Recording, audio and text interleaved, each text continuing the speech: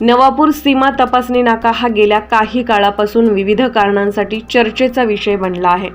हा नाका अनेक विवादांना केंद्रस्थानी राहिला आहे। मात्र आता या नाक्याला एक नवीन दुर्नाम मिळाले आहे। जळगाव येथील प्रादेशिक परिवहन अधिकारी दीपक पाटील यांना 3 लाख रुपयांची लाच घेताना रंगेहात पकडण्यात आले आहे। ही लाच नवापूर सीमा तपासणी नाक्यावरील एका पदासाठी दिली जात होती। ही घटना या नाक्यावरील भ्रष्टाचाराचे प्रमाण किती विकृत झाले आहे याचे ज्वलंत उदाहरण आहे।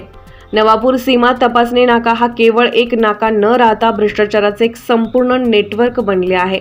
येथे ड्युटी मिळवण्यासाठी लाखोंची बोली लागते, शासनाचा महसूल बुडवला जातो आणि सामान्य जनतेचे शोषण केले जाते। दीपक पाटील यांच्या अटकेनंतर नागरिकांनी त्यांच्या आणि त्यांच्या कुटुंबाच्या सर्व संपत्तीची चौकशी करण्याची मागणी केली आहे। ही घटना नवापूर सीमा तपासणी नाक्यावरील भ्रष्टाचाराचे शिखर आहे। या प्रकरणात दोषींवर कठोर कारवाई करूनच या प्रकाराला आळा बसवता येईल, अन्यथा हा नाका भ्रष्टाचाराचा एक काळा डाग म्हणून इतिहासात नोंदवला जाईल।